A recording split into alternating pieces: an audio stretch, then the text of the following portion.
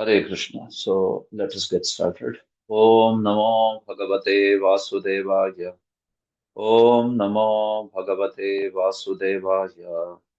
Om Namo Bhagavate Vasudevaya.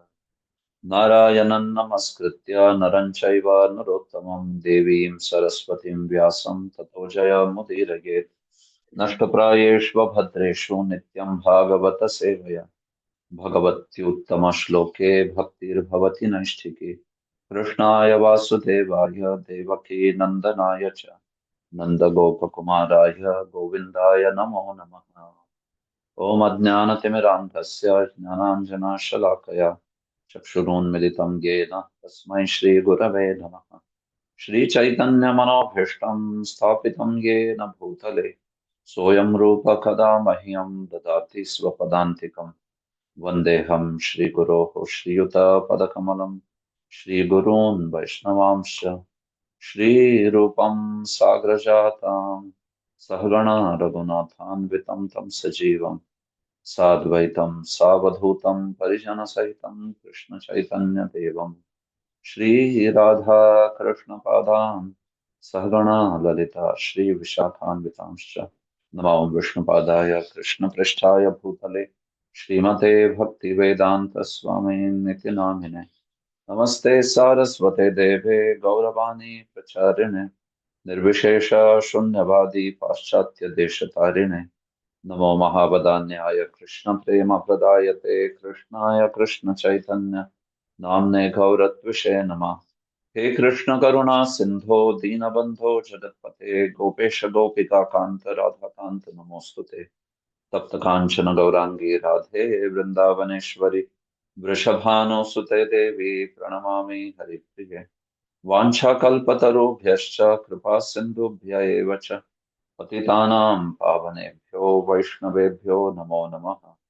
जय श्री कृष्ण चैतन्य प्रभु नित्यानंद श्री अद्वैत गदाधर श्रीवासादि गौर भक्तवृंद हरे कृष्णा कृष्णा कृष्णा हरे हरे हरे राम राम राम हरे हरे सर्वशास्त्राब्धिपीयूष सर्ववेदैकसत्फल सर्वसिद्धान्तरत्नाढ्य सर्वलोकैकदृक्पथ सर्वभागवत प्राण श्रीमद्भागवत प्रभु फलिध्वान्तोदितादित्य श्रीकृष्ण परिवर्तित परमानंद पाठाय प्रेमवर्ष्यक्षराय सर्वदा सर्वसेव्याय श्रीकृष्णाय नमोऽस्तु मे मदेकबन्धो मत्सङ्गिन् मद्गुरो मन्महाधव मन्निस्तारक मद्भाग्य मदानंद नमोऽस्तु ते असाधु साधुतादायिन् अतिनीचोच्चतारक हानमुञ्च कदाचिन्मां प्रेम्णारथकण्ठयोऽस्फुर श्रीमद्भागवत महापुराणम की जय। Okay, Hare Krishna. So thank you for joining today. So we continue our discussions from 11th canto. We are studying from 11th canto, second chapter. Maharaj Nimi meets the nine Yogendras. So in this we have completed till text 31 in the previous session. So just a quick recap of what we have discussed till now. So just a minute.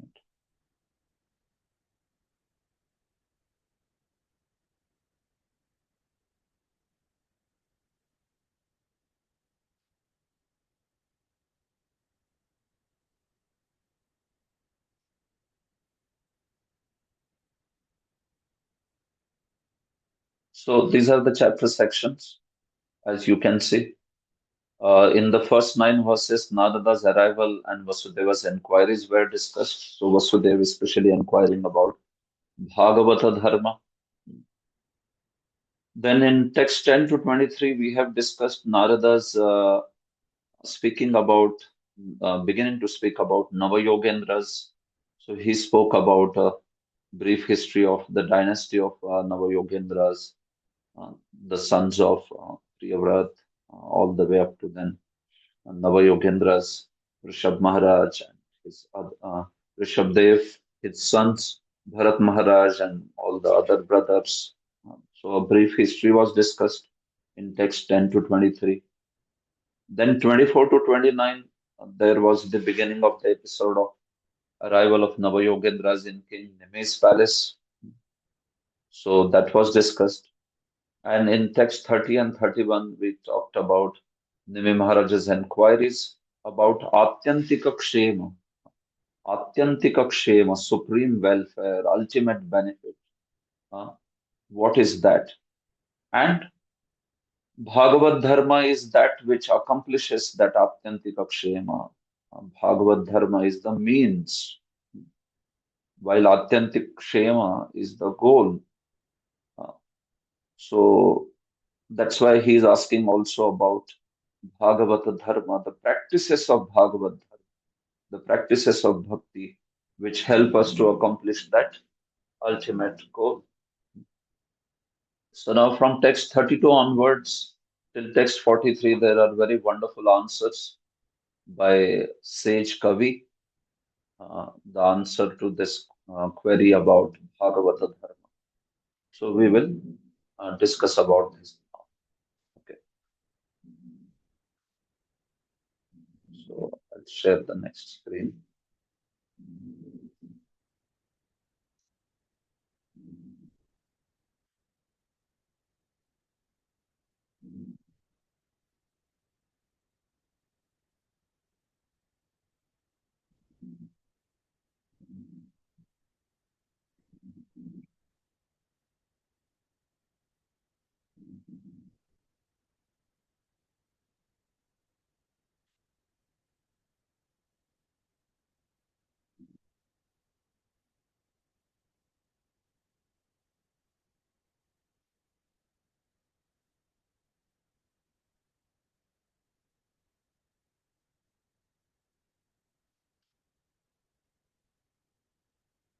Okay, so this is text 32 now. Text 32.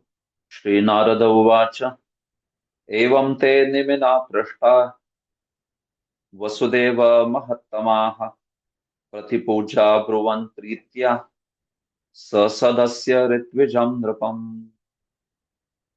Okay, so yeah, we can read from Veda-based folio. All right, so uh, Madhavendra Puri Prabhu, would you like to read the translation of the text? I think you are not muted. You Yeah. are muted. Said, O Vasudev, when Maharaj Nimi had thus inquired from the nine Yogendras about devotional service to the Lord, those best of saintly persons sincerely thanked the king for his questions and spoke to him with affection in the presence of the members of the sacrificial assembly and the Brahmin priest.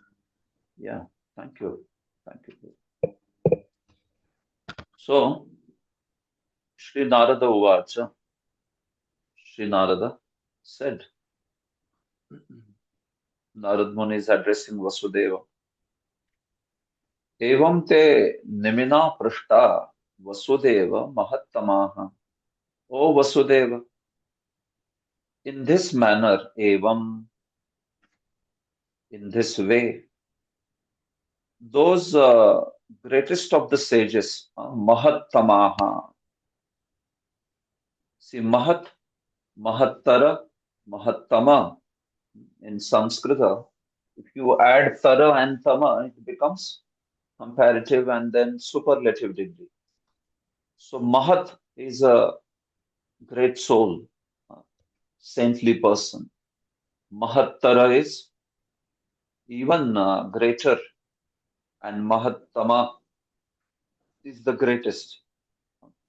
So those sages, they are considered to be like the best of the sages, the greatest of the sages, because they are Parama Bhagavatas, they are Paramhamsas, they are pure devotees of Krishna.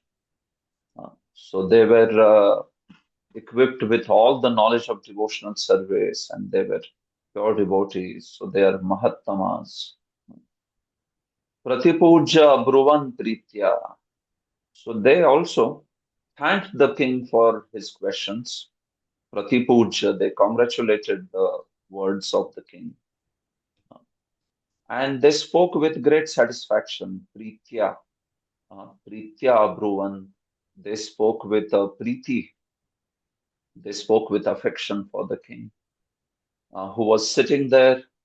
Sa Sadasya Ritvijam, he was there along with or accompanied by Sadasya, the members of the assembly, and also Ritvijas, Ritviks, the priests. The Ritvijas are the priests. Any priest is known as Ritvika. ठीक So, है, मत करना, अपने आप ही आ जाना. okay, so you please keep yourself on mute, each one of you, because I can, I mean, I have allowed you to unmute yourself, so you also keep yourself on mute. So, in this way, Sasadasya Ritvijam Nrapam. So, all these sages, they spoke very affectionately to the king. Of course, they spoke one by one. Uh, they did not speak, you can see that they did not speak together. So, Kavi spoke in the beginning, and then we see that Kavi spoke, and each one of them in that particular way. So, Sridhar Swami says, Saha Sadasyaihi Ritvik Bhishcha Vartamanam. The king was there. Uh, he was sitting there along with all the members of the assembly. Sadasya. In Sanskrit, Sadas or Sadaha means the assembly. Sabha also means the assembly, right? So Sadasya is one who is the member of the assembly, one who is worth presenting in assembly. Sabhya also has that same sense actually. Sabhya. Sabhayam yogyah sabhyah. Like that. So similarly, sadasi yogyah sadasyah. One who is an appropriate person in an assembly is called as sadasya or sabhya. So these are all very appropriate members of the assembly of Maharaj Nimi. What does that mean? Means that just as Maharaj Nimi was a great devotee of the Lord, similarly these members were also wonderful devotees. That's the meaning of sadasya there. Ritvik Bhishcha Vartamanam. And there were also all these priests, Ritviks were also there. The priests also were there. And the king in this way was accompanied by these personalities. Tepi Bhagavad Dharma Shravana Para Babhuvur iti arthaha. In fact, such was the influence of the king that they had also become devoted to hear the principles of Bhagavata Dharma. Tepi, those assembly members also, they became what? Shravanapara. Shravanapara means one who is devoted to hearing. Devoted to hearing about what? Although those priests were there who were very, very expert in all all various kind of ritualistic sacrifices and everything. But because of the influence of Maharaj Nimi, they were also interested in hearing about the principles of Bhagavata Dharma and the glories of Bhakti. So that's what is mentioned over here. They also had become devoted to hear the principles of Bhagavata Dharma. So such was the influence of the king. You can say that he is glorified in that particular time. So finally, Sridhar Swami writes two verses, Karikas here, talking about what are the 9 questions asked by Maharaj Nimi, and the answers to that will be following. Uh, so previously also we discussed this, right? There are 9 questions asked by Maharaj Nimi in this section of chapter 2nd, 3rd, 4th, and 5th. Uh, So Vasudev Narad Samvada. This is the first philosophical section of this particular canto. And in this, there are 9 questions asked by Maharaj Nimi, which are answered by the 9 Yogendras. So 9 questions answered by the Nava Yogendras. So each one is answering one question. One question each is answered. So what are those questions? You can see. Sridhar Swami Karika says, Bhagavad Dharma Tad Bhakta Maya Tat Taranani Cha Brahma Karma Avatareha Bhakta Prapya Yuga Kraman Jnatum Kramena Kritavan Nava Prashnan Nimir Nava Ekaikasya Uttaram Prochuhu Kavimukha Munishwaraha. So this is Sridhar Swami's verses actually. And Sridhar Swami says, you can see that King Nimi asked 9 questions. So what are they? Bhagavad Dharma. First question was about what is Bhagavad Dharma? Please tell us about the principle of Bhagavad or Bhagavad Dharma. Word is the same, meaning is the same. I mean, Bhagavad Dharma or Bhagavata Dharma. It's the same thing. It is the one which is spoken by the Supreme Lord. Bhagavata Proktam. That is called Bhagavata Dharma. Bhagavata Dharma is spoken by the Lord Himself in this way. So, Bhagavad Dharma, that's the first question that Nimi Maharaj has asked.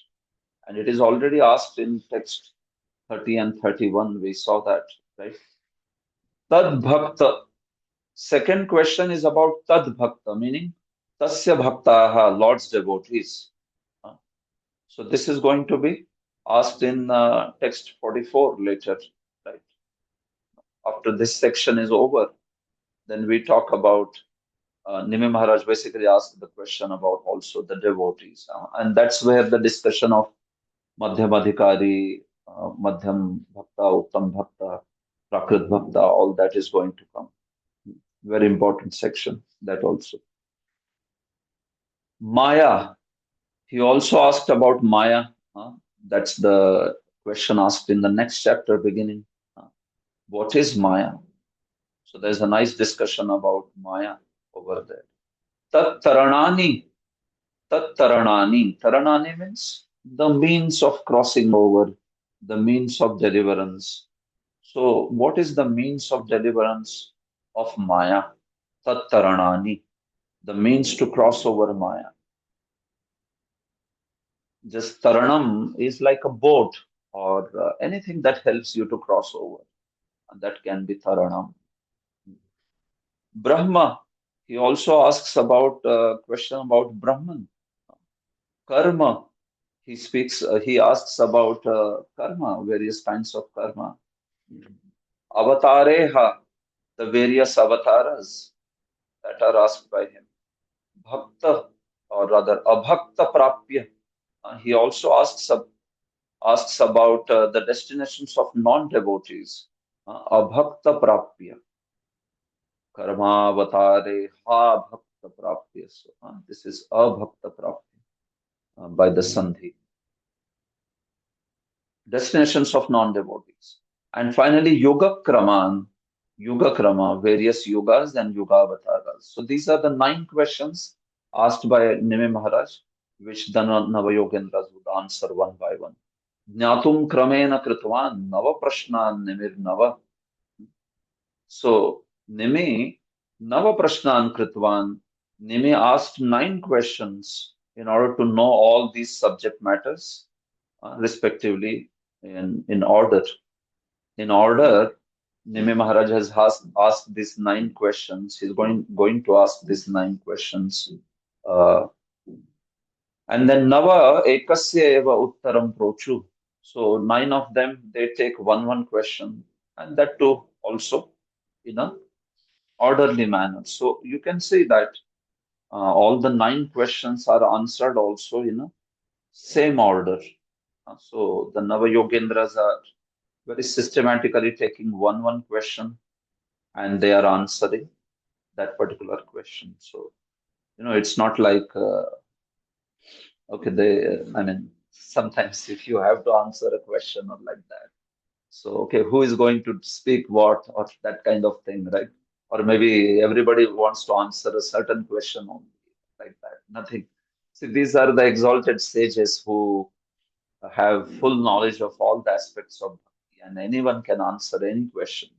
Uh, So, amongst them, there is this perfect understanding that okay, this question first, in the also aspect of seniority, Kavi speaking the first, and then Kavi, all of them. So they answer these questions in the same order that they were asked, like that. So the 9 sages, headed by Kavi, answered one question each, like that. Okay.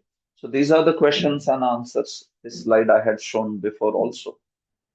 These question answers you can see. What is the highest good, starting from that Atyantika Kshema or Bhagavad Dharma, from that all the way up to yugas, various yugas and yugavataras. So the question is put in the bracket here, the number of the verse, and the answers here are put into bold. You can see these are the answers.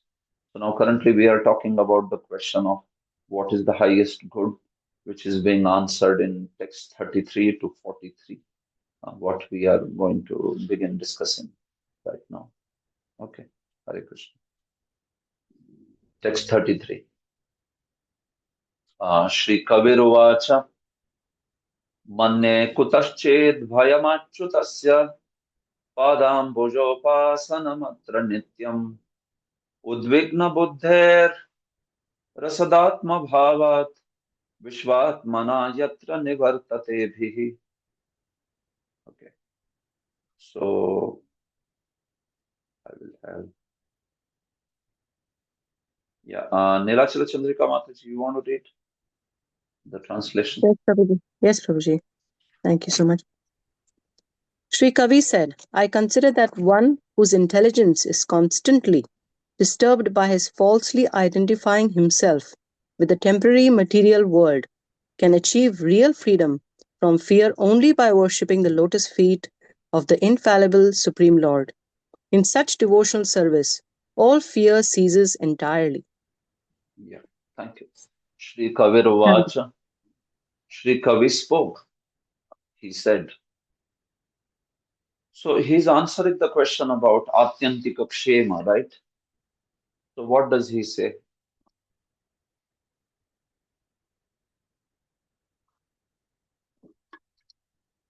So he says that Aham Manye, I consider, Aham Manye, I consider. Okay, what do you consider? I consider that Achyutasya Padambujopasanam Akutaschit Bhayam. I consider that you had asked about the Atyantika Kshema, no? You had asked about the highest good or the greatest good, the ultimate benefit. So I consider that Achyutasya Padambujopasanam. You see this phrase, Achyutasya Padambujopasanam. Upasanam means worship. Padambuja is the lotus feet. Achyutasya is of Lord Achyuta. The worship or the service of the lotus feet of Lord Achyuta, that is what I consider to be the Atyantika Kshema. I consider it to be the supreme benefit. So immediately he is answering the question in very, very unequivocal terms. Akutaschit bhayam, right? Srila Jiva Goswami had defined this, that Atyantika Kshema, that ultimate good, that is the good which is free from all fear. It is the one which makes you free from all fear, all sorts of fear. So he is saying that akutaschita bhayam, actually the service unto the Supreme Lord, that is the path, or that is that ultimate benefit by which one becomes completely fearless of anything else. There is no fear from anything or anyone when one takes to the worship or service of the Supreme Lord Achyuta's lotus feet this way. In fact, it is talked about Udvigna Buddher Asad Atma Bhavat. It is mentioned that in this material world, Atra, in this material world, the person is actually very, very disturbed. Udvigna Buddhi, one whose consciousness is very much disturbed. Because of what? Asad Atma Bhavat, because one identifies himself with Asat. Asat Atma Bhavat. It's the conception. Bhava is the conception. Conception of considering Asat, meaning considering the material body and the products of material body as Atma, as self. So this is the whole issue. Because of this identification with the material body and its extensions, so person is very much disturbed in the material life. He is disturbed by various fears, right? So many fears in this world, isn't it? Who is that? Bhartrihari. Bhartrihari speaks about so many kinds of, 9 kinds of fear, I think. So many fears in this world. The person who is healthy has the fear of getting a disease. A learned person has the fear of someone more learned than him. A wealthy person has a fear of losing his wealth. Uh, a beautiful person has the fear of losing her or his beauty. So many fears in this world, right? And because of, I mean, the root cause of all this is because one is identifying himself with the body or the extensions of the body, right? Ata braha kshetra sutapta vittayar janasya moho yamaham. So all the extensions of the body, like children or the wealth that one has accumulated, the house and the property, wife, and everything that one identifies with. So because of which udvigna buddhi, one is very much constantly disturbed. So for such a person, when he takes to the worship of the Supreme Lord, shelter of the Supreme Lord, then it can free him from all the fear. Vishwatmana yatra nivartate bhihi. Because this path is that path, and this worship of Supreme Lord is that yatra, in this path, bhihi nivartate. In this path, we see that all the fear ceases. It ceases because of Vishwatmana. Supreme Lord himself takes away all this fear. He blesses the practitioner so that the fear of the material aspects goes away from his heart. That's the glory of this path. So Kavi is saying that I consider this particular worship of the Supreme Lord as the highest benefit, actually. There is nothing higher than this.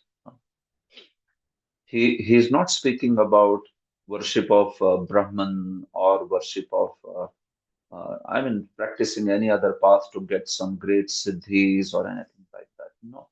Achyutasya padam bhujopasana. So you can say it very clear cut terms. Sridhar Swami. Prathamam atyantikam kshemam kathayati manya iti. See, very simple actually. One of my purposes in these classes is also that you start understanding Sanskrit uh, by even somewhat by intuition also. Of course, everybody should, I mean, those who want to study commentaries of Sanskrit, they must learn grammar. And there is no second thought about it. But what I meant to say is, one thing is to know grammar, and it is another additional thing to also know the language itself.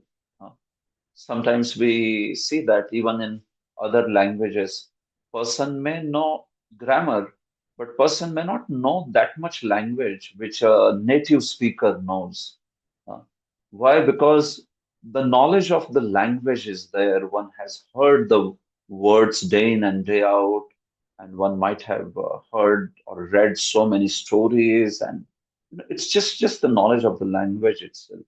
Uh, So especially in the commentaries also, the language of the commentary, the knowledge of that language and the knowledge of the philosophy also matters. Sometimes some people learn only grammar and they are not able to understand what's going on in the commentary, because it's not that you will be able to study commentaries and understand them just by grammar, Sanskrit grammar. No, you have to also know the subject. You have to also know the language, uh, how the words are used by a particular commentator or author, what is the style of his writing. These are all very important factors. So, by hearing these Sanskrit words and phrases, you will also start getting a lot of words. That samskar will happen in terms of you will start catching these words when they come to your audience next time, when you hear them next time. So you will understand these words. Oh, okay, this is what it means. I understand. So that's why it is important that we also read from these original texts of Sanskrit. Otherwise, I can take the whole thing also in English. I mean, which we are anyway doing. We are explaining the text and the commentary also in English only. But then, yeah, I also want to keep that touch of the original Sanskrit so that you start getting those words. Those words stick to your mind, and then it's very easy to understand when you hear them next time. Uh, so, like Atyantika Kshema, here you can see Prathamam Atyantikam Kshemam Kathayati. So, Kshema means that which is benefit or good or well being. And Atyantika is the highest. So, the highest benefit. That is what was asked by Nimi Maharaj, right? So, he's answering that with this particular verse. That's what he's answering over here. Kathayati, by this verse, manne iti, by the verse beginning with this manne. Na kutaschid bhayam yasmat, tad akutaschid bhayam. Akutaschid bhayam, this word has come for what? This word has come for the service to Lord Achyuta. Lord Achyuta's service, the service of his lotus feet, that is being qualified by the word akutaschidbhayam. Means what? The worship of Lord Achyuta's lotus feet causes freedom from all fear. That's the point. Akutaschidbhayam. This service is the one which causes all freedom from all sorts of fear. And then he speaks about the reason why the fear is there, and the cause of that fear is spoken. Atra samsare, in this samsara, in this uh, material world, asad atma bhavat, asadi dehado atma bhavanatah, nityam sarvada udvigna buddhehe, vishwatmana sarvadha nishesham yatra. So he says that in this material world, atra and nityam is connected by by Kavi to Udvigna Buddhe, meaning one who is constantly disturbed. Nityam, Udvigna Buddhi, and Udvigna buddhi means one whose consciousness is disturbed. And it is nityam, it is constantly disturbed. As long as one is attached to the body and its extensions, so naturally in this material world, one remains constantly disturbed because of that. So what path is that which makes him free from this? So this is the path of service unto Krishna. Vishwatmana yatra nivartate bhi. He says by taking to the service of the Supreme Lord, sarvatha, in by all means, completely there is the fear, there is the freedom from the fear. Lord's service is that thing which makes all the fear subside completely. Like that. Srila Jiva Goswami. अतः आत्यंतिकं क्षेमं पृच्छामः इति अस्य उत्तरं तन्मतमेव मन्यमानः आह मन्ये इत्यादिना. The answer to the question we ask about the ultimate good. The question was there by Nimi Maharaj that I ask about the ultimate good. So that answer is spoken with this verse, approving the opinion of Nimi himself. Jiva Goswami says, Tan matam eva manyamanaha. Nimi himself was of this same opinion. He asked the question, but we know that after that he also asked Bhagavat Dharma. So obviously he knows that Bhagavat Dharma or Bhakti is the process to achieve that ultimate goal. So he himself is of the same opinion that the Supreme Lord's Bhakti is the ultimate aim or ultimate goal, ultimate goal. So that's why Nemi's opinion is actually being approved by Kavi Maharaj over here. Jiva Goswami, he says that what is that ultimate good? Nityam padambujopasanam anavarat spurtyadi. So he says the ultimate good is actually the constant manifestation of the Lord in the heart. That's the ultimate good. See, ultimate good, Sridhar Swami said that the worship of the Supreme Lord, right? So now the worship of the Supreme Lord, that is still generic. So Srila Jiva Goswami has given more specific. Within that also, he says, Nityam Padambujopasanam, which means the constant manifestation of the Lord in the heart. That's actually the highest goal or highest benefit, highest accomplishment. So you understand now a subtle point is being made here that the highest accomplishment or highest benefit is actually prema bhakti. Bhava bhakti or prema bhakti is the highest accomplishment. And the practices of Bhagavad Dharma will accomplish that. Okay. So Atyantika Kshema is actually the prema bhakti here. It's actually the goal, the highest goal.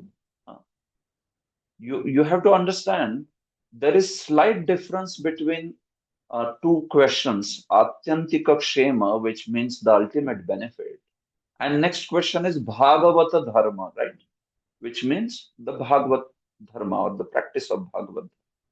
So see, one is talking about the practice aspect and another is talking about the goal or the highest benefit accomplished by that practice. So you can say one is talking about the prema bhakti and other is talking about the aspect of sadhana bhakti. That's the subtle difference actually. So Srila Jiva Goswami is saying the ultimate good is that constant manifestation of the Lord in the heart. When does that happen? That happens only at the level of prema, right? Anavarat spurtyadi, constant manifestation of spurti within the heart. That's bhava or prema, isn't it? So that's the highest goal. So even if you remember the first canto, if you remember the first canto, so within first canto, if you see, there is two questions asked by the sages. 6 questions the sages have asked, right? So now within that, first two questions are where the sages asked about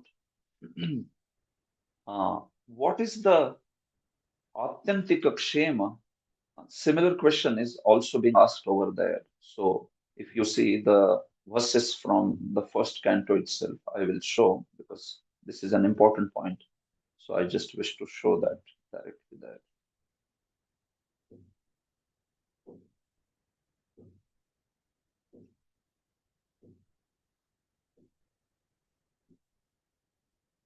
Yeah.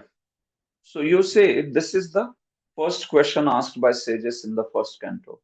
Tatra tatraanjasa yushman bhavata yad vinishchitam pumsamekantatah shreyas tanna shamsitum arhasi. This is the first question. Pumsam ekantatah shreyah. And they are asking about the same thing. See, shreya means same like here kshema. Kshema and shreya are the same words.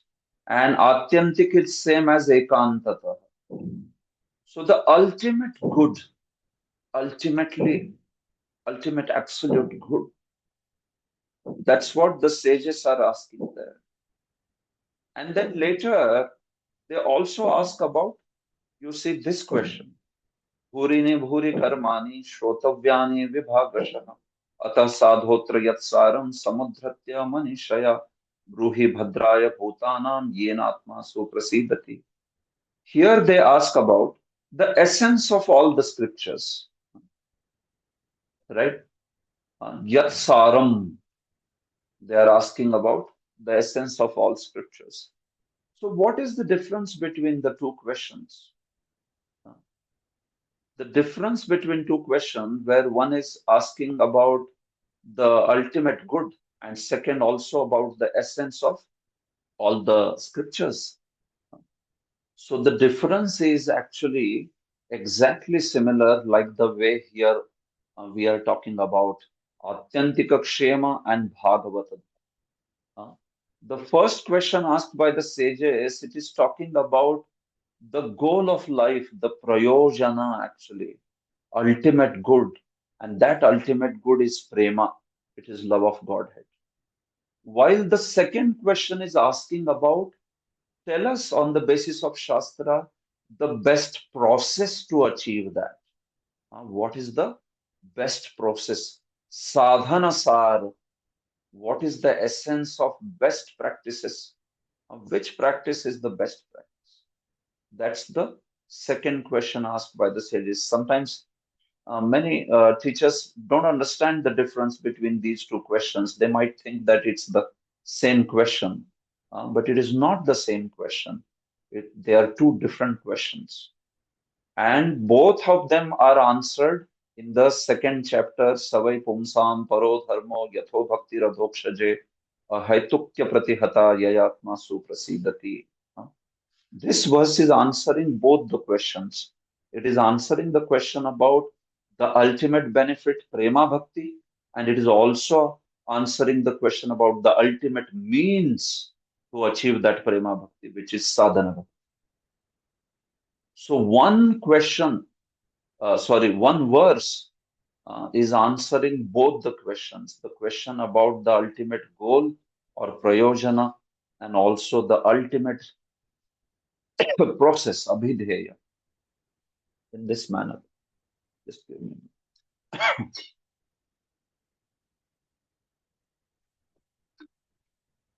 So in this way, here we see that here also in the current discussion, there is Atyantika Kshema, which Jiva Goswami is defining as constant spurti actually, which means it is talking about the stage of Prema Bhakti. And the process that will help help one to achieve that is the sadhana bhakti. Just a minute. I just have to drink some hot water. So just take a break for 2 minutes.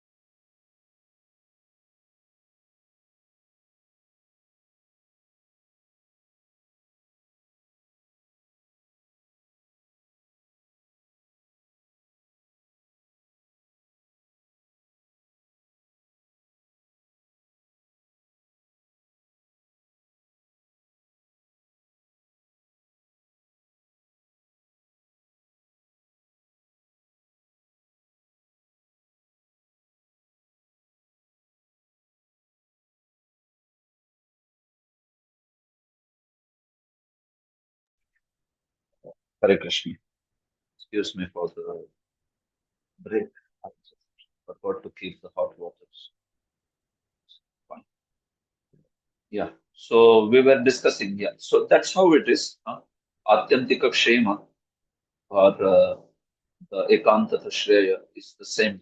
And the sadhana or the process by which it is attained, that is sadhana. So something similar is here also. Atyantika Kshema is the Prema Bhakti, and Bhagavad Dharmas are the practices that one uh, performs. So in order to get this particular ultimate result. Okay. So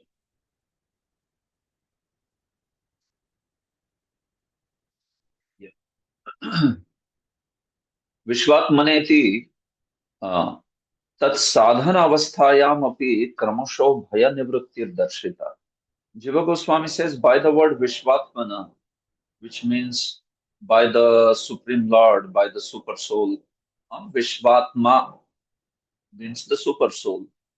Vishwatmana means by Him, by the Supreme Lord.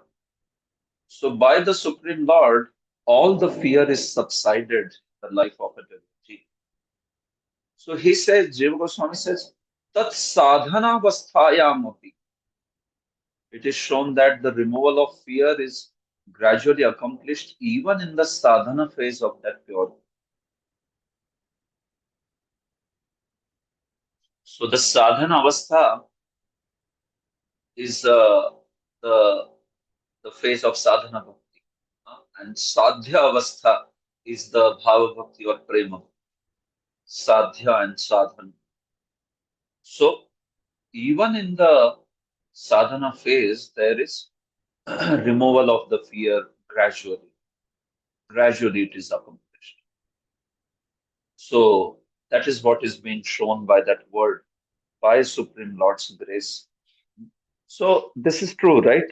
Bhakti, even in the sadhana stage itself, starts manifesting the quality of kleshagni. It starts manifesting the quality of destruction of the suffering, and also the aspect of shubhada, right? The aspect of all the auspiciousness, fortune starts coming in even at the level of sadhana. So even at the sadhana bhakti level, we see that the aspect of fear starts going away. Of course, complete destruction of that fear will happen only when one achieves bhava bhakti. Especially when we talk about fear, it is talking about destruction of complete fear, meaning there is no kind of any doubt there, nothing sort of any doubt about Lord's personality or the aspect of bhakti. And that happens only at the level of prema, isn't it? And this is also spoken in the first canto. Vidyate hridaya granthis chidyante sarva samshaya kshiyante chasya karmani drishtayevatmanishvare. So now this particular verse is talking about the prema bhakti. This verse is talking at the level of prema. So that is the level where what happens? Vidyate hridaya granthi, the vidya is destroyed completely. Chindyante sarva samshaya. Chidyante sarva samshaya. All the doubts are cut asunder. So that happens at the level of prema. All the karmas are also destroyed. Shiyante chasya karma. All the karmas are also completely destroyed. Drishta evatmanishvare, when one sees the Lord in the heart, so which is talking about the prema stage. So the effect may start at the level of sadhana bhakti, but they are accomplished at the level of sadhya bhakti, which is bhava or prema, like that, where there is complete removal of all the fear.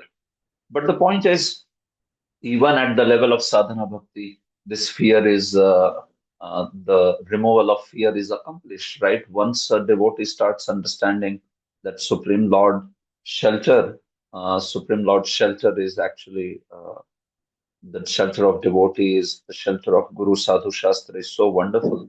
Then we see that the fear of so many aspects goes away from one's life. One can practically see that in the life. So Krishna's intervention in our life starts happening right there when we embark on the path of bhakti. Uh, as soon as we develop Shraddha on the path of pure devotional service, Krishna is immediately monitoring our lives personally, actually. Uh, that's how it is. But then his reciprocation with us personally, that happens only at the level of bhava or prema, beyond that only. Before that, he acts in a devotee's life through primarily Guru and the Vaishnavas, the instructing spiritual masters, Shiksha Guru, and all of them. The personal reciprocation of Lord, personal by personal meaning, I mean to say that very individual personal reciprocation of the Lord happens in a devotee's life after the bhava stage and all. That's where Krishna becomes conquered by the bhakti of a devotee, uh, like that. So before that, these qualities like Kleshabhni, Shubhada, they do manifest, but in our life and those influences can be seen. So sometimes devotees ask this question: Are is our life happening? Is whatever in our life, is it happening by karma or is it happening by Krishna's desire? So we should know that as soon as one takes to the process of bhakti, everything is happening by Krishna's desire. It is not seen to be happening by karma. You can see the explanation of Srila Vishwanath Chakravarti Thakur in Bhakti Samit Sindhu in this section of Kleshabhni Shubhada Moksha Laghuta. This one. So he explains that as soon as a guru, as soon as one accepts process of bhakti, especially by Guru Padashraya, especially by taking shelter of a guru, so then it's actually sukha and dukkha, happiness and distress in such a devotee's life is coming by Krishna. It is Ishvara Dattam. He says that it is given by the Lord actually. It is just that whether Lord is giving us the component of our karma, which is reduced component, or he's giving something directly out of his own desire, that things we may not understand, that we may not know that, but the point is everything is coming through Krishna now. It's no longer coming through the agency of Maya. It's coming through Krishna.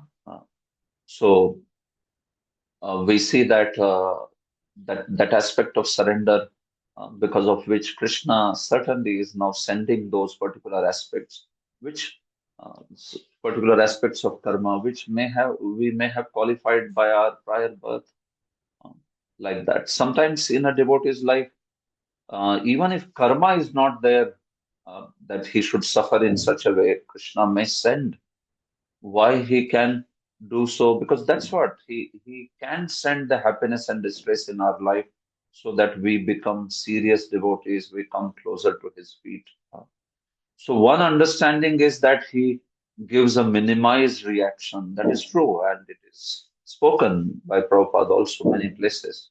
But he can also give a maximized reaction. He can also create some sort of suffering if he wants a devotee to improve on certain front. So that's how the dynamics of a devotee, once he takes to process of bhakti, because Krishna's nature is merciful, so he usually gives a minimized reaction, but it is not necessary. He does whatever is needed to make that devotee serious and bhakti. So that's how it is, and that is applicable for us also as sadhakas. Sometimes we may feel it is applicable only for pure devotees. It's not like that. It is applicable for anyone who has accepted the shelter of the spiritual master. So the karmic account may not be exhausted, but Maya no longer handles that karmic account. It's the Krishna who handles that karmic account. And he may allow part of it, full of it, something additional. It's possible. But the aspect of bhaya, the removal of fear is there, which we see that just by understanding the great process of the and shelter of Supreme Lord, one can start feeling that experience of removal of fear, Vishwanath Chakravarti. भो राजन सर्वे धर्मा एव सभया दृष्टाः किंतु भागवत धर्म एव निर्भयः इत्याह मन्ये इति. Vishwanath Chakravarti has written a beautiful commentary also. He says, the Kavi explains to king that, O king, sarve dharma eva sabhaya. Actually, if you talk about other dharmas, they are sabhaya, they are seen with some fear. You see that there is some fear in practitioners of those dharmas. But Bhagavata dharma is the path of fearlessness. Right? There is fear on the other paths. There is the fear of, like this topic will come in one of the next verses also. Jnanasthaya naro rajan, that particular verse is coming up. But the point is, other paths, they do have some fear of mistakes, like pratyavaya. If you don't perform a sacrifice properly in the path of karma, then you are doomed. You get a severe reaction for that. And there is phalanasha also. Phalanasha, which means you don't get the result of that path, but instead you get the punishment. Krishna also says this in Bhagavad Gita, Neha Bhikramanashosti Pratyavayo na vidyate. So there is Abhikramanasha and there is Pratyavaya. So one is talking about not getting the desired fruit, unlike somebody is performing the karma kandi yajna, some sacrifice, ritualistic sacrifice. So something, the fruit of that particular yajna is desired. So one may not get that fruit. But if one commits a mistake in performing sacrifice, one may get severe reaction also. Forget about the fruit, but you ended up getting some severe reaction for the mistake that was done in the sacrifice. So that's how these paths, they have that aspect of fear very much. Similarly, the paths of yoga or jnana, they also have the fear of becoming very proud and also getting distracted. They have the fear of also falling down. Like the path of jnana is a path. It is like walking on a razor's edge. It's if one is not an accomplished person in terms of purity of the mind, then one is not able to survive on that path. One will fall from that path to some terrible sinful activity or something. On the path of yoga also, if one is not perfectly sense controlled, then there is big risk of falling down on that path. But the path of bhakti is actually it's freedom from all fear.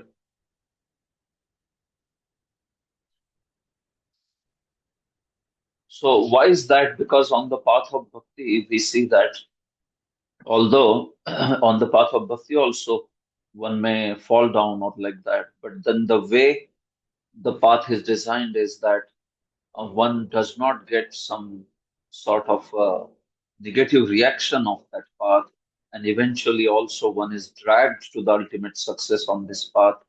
And the whole dynamic of bhakti process is in such a way that one gets saved from so many obstacles which come on the other path. Obstacles like becoming proud, or obstacles like falling prey to some very sinful activities because of not qualified in that particular path.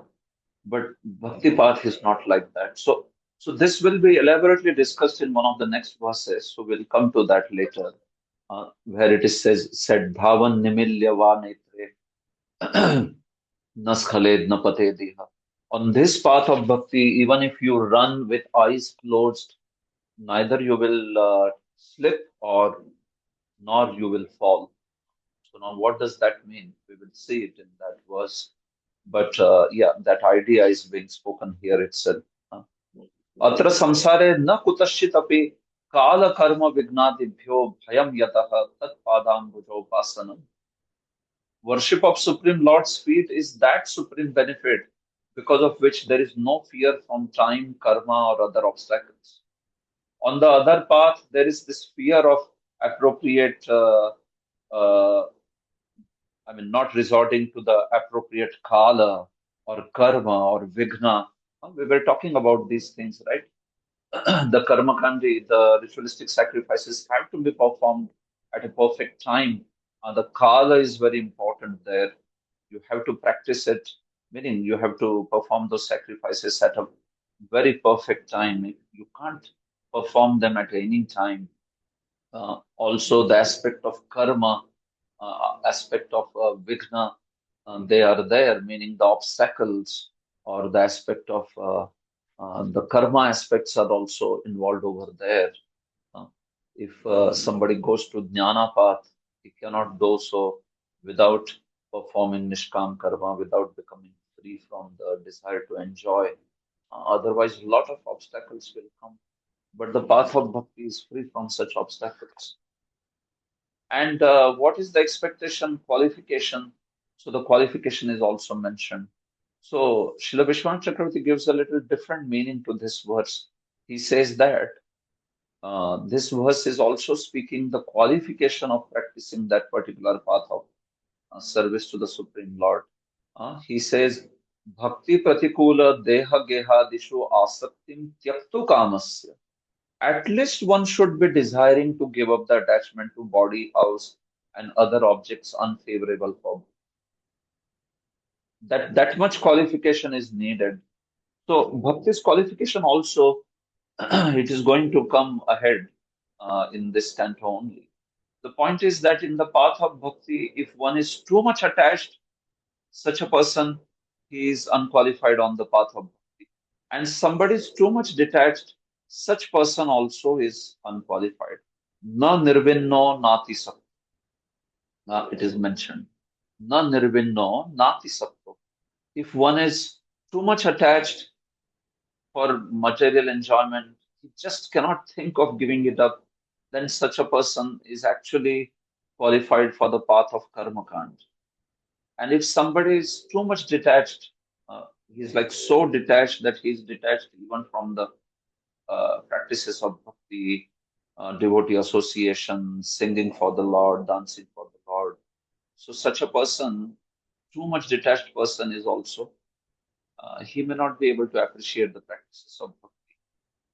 So that's why there is this person who is not so much attached and not so much detached.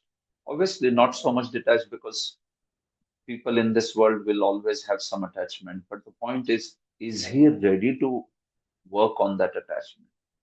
Does he cherish that attachment or is he willing to give up that attachment? So Vishwanath Chakravarti says, one must desire to give up attachment to body. So as per Vishwanath Chakravarti, the disturbance of consciousness here, udvigna buddhi, that is what?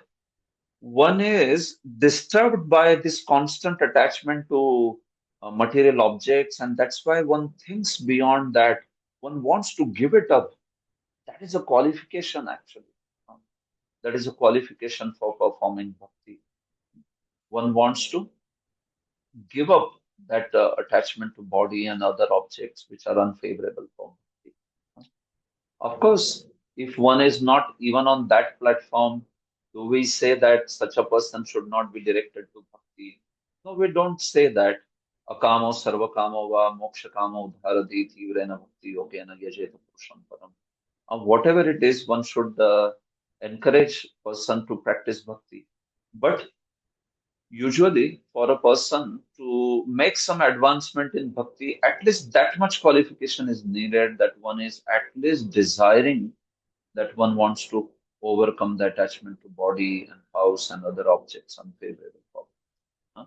So this aspect may come after some initial hearing of bhakti. It will not come immediately. But the point is that yes, it should be there. And then in that way, when one engages in that worship, the fear is subsided by Lord Himself, who is the Super Soul. Yatra upasne sati vishvatmana sarvatmana eva bhi nivartite. When one engages in Krishna's service, Lord Himself helps him to get free from all the fear. That's the special qualification. This is not the case with the path of jnana or yoga. huh? The efforts there are basically more or less on one's own.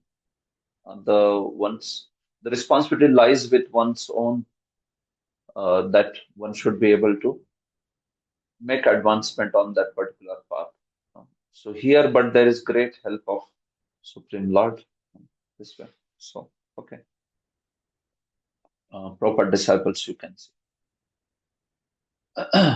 So-called religious activities executed in the bodily conception of life are always accompanied by fear and anxiety about the ultimate result. But pure devotional service to the Supreme Personality of Godhead frees one from fear and anxiety.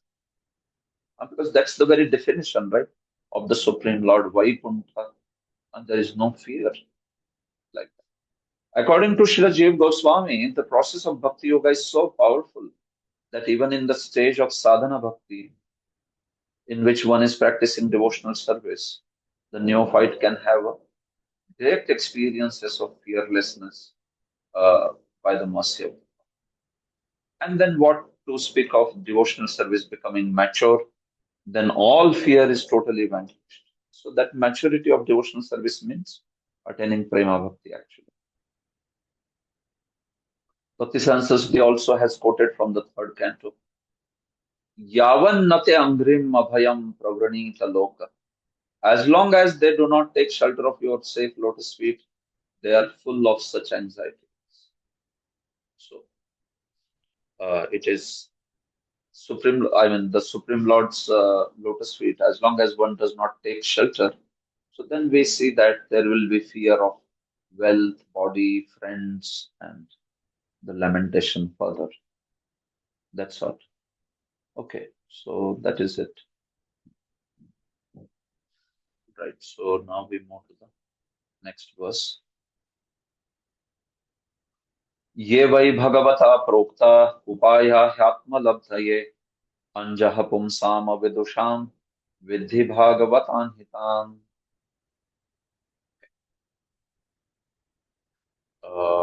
Anand Mamni Mataji, you want to read? Yes, Prabhuji. There is some sound in the background. Is it disturbing or should I read? Yeah, actually, yes, I do understand. No, in There my is some side there is sound. construction going. Okay, are you saying in your place? Yes. Is it disturbing? No, it's not. No problem. Okay. Hare Krishna, Prabhuji. Even ignorant living entities who can very easily come to know the Supreme Lord if they adopt those means prescribed by the Supreme Lord Himself. The process recommended by the Lord is to be known as Bhagavad Dharma or devotional service to the Supreme Personality of Godhead. Hare Krishna. Yeah, thank you, Mataji. So you see, now he speaks about also Bhagavad Dharma, the practice which will help one accomplish this particular goal, right? So you can see, ये वै भगवता प्रोक्ता उपाया हि आत्मलब्धये अंजः पुंसाम विदुषाम विद्धि भागवतान् हिता. Know those means to be the Bhagavata Dharma or the Bhagavata Vidhi. Vidhi means please know. So, know those particular practices or the means, upaya, that's the word. So, they are the Bhagavat Vidhis which are spoken by Supreme Lord Himself, Bhagavata Prokta. You see, the definition of Bhagavata Dharma is being given. Bhagavata Proktam Tat Bhagavatam. That which is spoken by Lord Himself is actually the Bhagavata Dharma. Meaning there are some other upayas, some other means which may be spoken by other personalities like Manu. Manu speaks about Varnashrama Dharma, or there are so many others who speak about Jnana. Some speak about aspects of yoga, and Jaimini speaks about Karma Mimamsa, and so many of them speak so many things. But Ye vai bhagavata prokta, but those means which are spoken by the Lord himself, know them to be the Bhagavad dharmas. By which what happens? Anjaha pumsam avidusham atmalabdhaye. By which even ignorant soul, ignorant person also very easily achieves the Supreme Lord. Those are the Bhagavad dharmas. You can see avidusham pumsam. Vidusha means one who is very learned, one who is knowledgeable. Avidusha, not knowledgeable, ignorant person. Anjaha means very easily, without much trouble. So, without much trouble, we see that these means are given by the Lord Himself. He has spoken so that Atma Labdhaye, one can attain Lord, one can have the attainment of the Lord.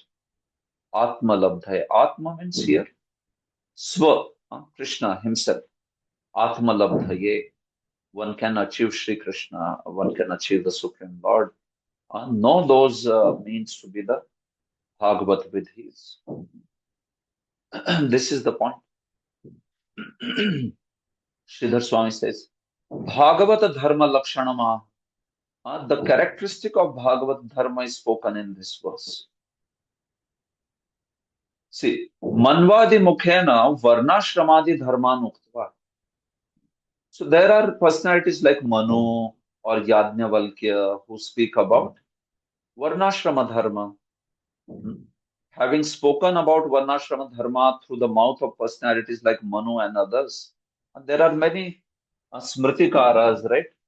Those who are speakers of Smriti, Smarta Shastras like Manu Smriti, Shandilya Smriti, and Yajnavalkya Smriti, and all these Smritis. They speak about Varnashrama Dharma, how one should practice Varnashrama Dharma. So Sridhar Swami is saying, well, these personalities may speak about Varnashrama Dharma, but we are interested in that means which is spoken by Lord Himself. Lord Himself speaks that part this way. So, although the Vedas come out of breathing of the Supreme Lord, you have to know that not everything is spoken by the Supreme Lord over there. The Vedas, they come out of the Supreme Lord, but those words of the Vedas, Lord has arranged them to be spoken by different speakers, right? Like the speakers like sages and all of them. So they are revealed by the Lord, but what do we mean? That they may be revealed by the Lord, but it's not that they are spoken and preached by the Lord. When He speaks about something, that is actually Bhagavata Dharma, and that particular path which is spoken by Himself actually. And that path is the path of Bhagavad Dharma, Chatushloki Bhagavatam, where Lord Himself spoke to Brahma on those 4 verses and which were expanded further.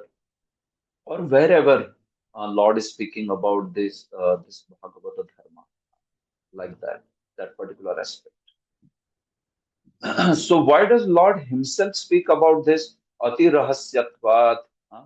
Ati Rahasyatvat Swamukhenaiva. Because it is of the most confidential nature, so Lord Himself speaks about it. Even in Bhagavad Gita, idam tute guhyatamam pravakshamyanya nasuyave, right? Krishna says that I'm speaking this most confidential knowledge to you. Like that. So, because it is most confidential knowledge, so this knowledge is spoken by Supreme Lord Himself. And that helps one to cross over this ocean of birth and death and attain the Supreme Lord. That way. Those means which are spoken by the Lord through His own mouth, you can say. Swamukhenaiva. Because of their most confidential nature, are to be known as Bhagavata Dharma or Bhagavad Dharma. by which even ignorant persons can easily attain. Atma labdhaye. That's the point. So sometimes people don't understand, right? They feel anything and everything in scriptures is supreme, but one has to know also that there is taratamya, there is gradation in the topics of the scripture. So although you may respect Veda as Shruti, as the sound of the Lord, it is agreed. Shrutis are the most authoritative sound of the Lord. But you have to also see there is a gradation of topics there. Karma Kand, if there are Shrutis, which are like the Karma Kand rituals, they are also talked about, right, in the Vedas only. There are so many Samhitas and also Brahmanas. They talk about the ritualistic Karmakandi sacrifices. And that is considered to be the Veda. Rig Veda, Sama Veda, all of them, they have Samhitas within them or Brahmanas within them, book called Brahmanas. So now when you take those sections, they are Veda. But does it mean that because it is Veda, you have to accept them as the highest topic? Not at all. Not at all. You have to know also within those Vedic texts, which is the highest topic. And that is the point here. That topic which is being spoken by the Supreme Lord Himself, by His own mouth, and that Bhagavata Dharma, that's the highest. That way. And that's why Krishna Himself is saying in Bhagavad Gita, right? Trigunya Vishaya Veda Nistraigunyo Bhavarjuna. You see, Krishna is only saying that, well, the Vedas are discussing about primarily the topics of three modes of material nature, but oh Arjuna, you should transcend these topics. Nistraigunyo Bhavarjuna.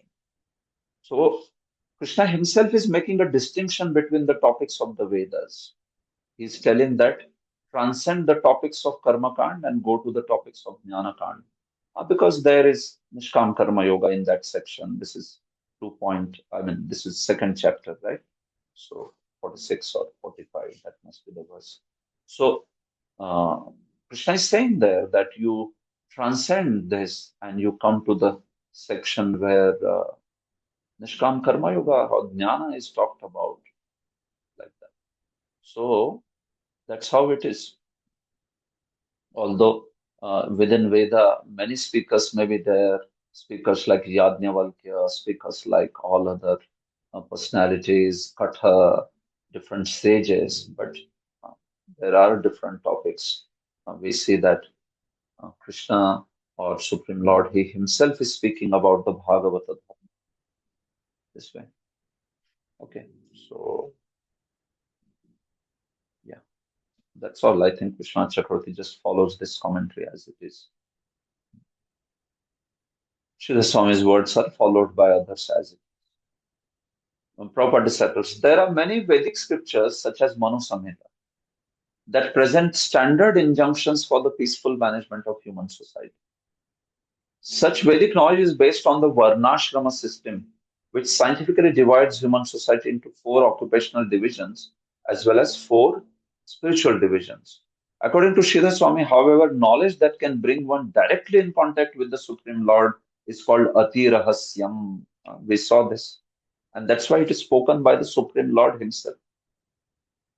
So, we are not against Varnashrama, but devotional service or bhakti, Bhagavat Dharma is much higher than Varnashrama also. Of course, this topic is quite a big topic. It may have a lot of debate also going on sometimes. But Bhagavatam, anybody who studies Bhagavatam thoroughly can clearly see, right from beginning, Bhagavatam is speaking something much beyond Varnashrama. Okay. It is talking about something much, much beyond Varnashrama, right from the beginning. So Varnashrama may help in accomplishing that goal of Bhagavatam, but Varnashrama is not that Bhagavatam. You have to practice these principles within the context of Varnashrama. Then it will become useful like that. That's how. So that's why the distinction is being made. Well, Manu might have spoken about Varnashram Dharma, but we are interested in that Dharma which is spoken by the Lord Himself. Bhagavata Proktam. That's why Bhagavata Dharma. So, Bhakti or that Bhagavata Dharma, that's the main offering of Srimad Bhagavatam. That's why it talks so much about those aspects. Uh, First canto, second chapter is full of these explanations, how Bhagavatam is transcendental to even Varnashrama, like that. Bhagavad Dharma is so confidential that it is spoken by the Lord Himself. And we see even in the 11th canto of Srimad Bhagavatam, Lord says that in Bhagavad Gita, Lord had spoken about fundamental topics, but in Uddhava Gita, He had spoken much more confidential topics. So we will study Uddhava Gita, but Uddhava Gita, we see that it is very deeper analysis of actually the topics of devotional service. Not that we are what you can say, demeaning Bhagavad Gita, that no one will do. We worship Bhagavad Gita, keeping on our head.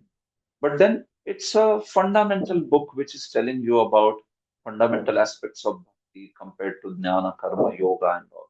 If we want to know about those principles in much detail, then you have to come to Srimad Bhagavatam, and especially Uddhava Gita, because it is spoken by the Lord only, but much more elaborate than Srimad Bhagavad Gita also, in terms of the message of bhakti, like that. So that's how we will see these topics being covered. Okay. All right. So then we come to this verse now. But I think, we'll begin this verse tomorrow. Very beautiful verse. So for now, I think I can pause and take some questions if you have. All right. Hare Krishna. Thank you very much for your patient listening. Granthra Srimad Bhagavatam ki jai, Srila Prabhupada. So that verse I was speaking, that is coming up now. That's the next verse. Very beautiful verse actually. Yanasthai naro rajan na pramadeta kadhichit avan nimilyava netre naskhalen na pateti. So tomorrow we will see this verse. It's a very beautiful commentary. This verse is speaking about the glory of. Even later, actually, this whole section after that Kayena Vacha Manasendriyarva, that particular verse, classic analysis by Jiva Goswami. He's taken up these verses to analyze the topic of what is Sakshat Bhakti, Arop Siddha Bhakti, and Sangha Siddha Bhakti. So it's a very deep concept. Although these verses may sound like talking about bhakti only, but there is a fine difference in what is being spoken in these verses. So we will see this now in upcoming verses. These concepts from six sandarbhas, bhakti sandarbha especially, the topics of these. Okay, so fine. Are there any questions? Any of you need to go, please go ahead. We'll continue tomorrow. Prabhuji, Hare Krishna. I have two related questions, Prabhuji. Can I ask? Who is this? Prabhuji, this is Anjan. Anjan. Okay, Anjan Prabhu, please speak. Prabhuji, thank you so much for a nice class. So you said sadhana bhakti. So can we say that sadhana bhakti involves the stages of bhakti like Shraddha, Sadhu Sangha, Bhajana Kriya, Anartha Nivritti, Nishtha, Ruchi, and Asakti. But Bhava and Prema are out of this sadhana bhakti. Can I assume that, Prabhuji? Yeah, they are called Sadhya Bhakti. Okay. So these first 7 stages is sadhana bhakti, and you also mentioned that once we take to bhakti, sadhana bhakti, you said that Krishna takes control of our life. So even though we are in stage 1, let's say Shraddha, then also Krishna will take some control of our life. Can I assume that, Prabhuji? Yes, Prabhu. Certainly, it can be. See, I was speaking about one specific stage called as Guru Padashraya, right? So Guru Padashraya is the stage where one accepts the initiation. So that is said to be the one who is committed follower of sadhana bhakti now. So before that also there is stage of sadhu sangha, there is stage of shraddha, uh, and which is certainly practice of bhakti only. Yeah, but especially with the Guru Padashraya aspect, then one comes completely under Krishna's monitoring. But right from Shraddha, you can say that you are under the Chit Shakti potency, Krishna's potency pertaining or awarding bhakti. So as soon as we follow, as soon as we develop that Shraddha, immediately we are under that potency of Krishna, spiritual potency called as Chit Shakti, and that way. And he starts especially looking after a devotee's life and what he should get, what he should not get, what should happen in his life, what should not. So, especially when he commits by the process of Guru Padashraya. This is Vishwanath Chakravarti's opinion. Thank you, Prabhuji. Where in this 7 or 9 steps is Guru Padashraya, Prabhuji? Where would it come? That's the third one, Prabhu. So, Shraddha, Sadhu Sang, and Bhajana Kriya.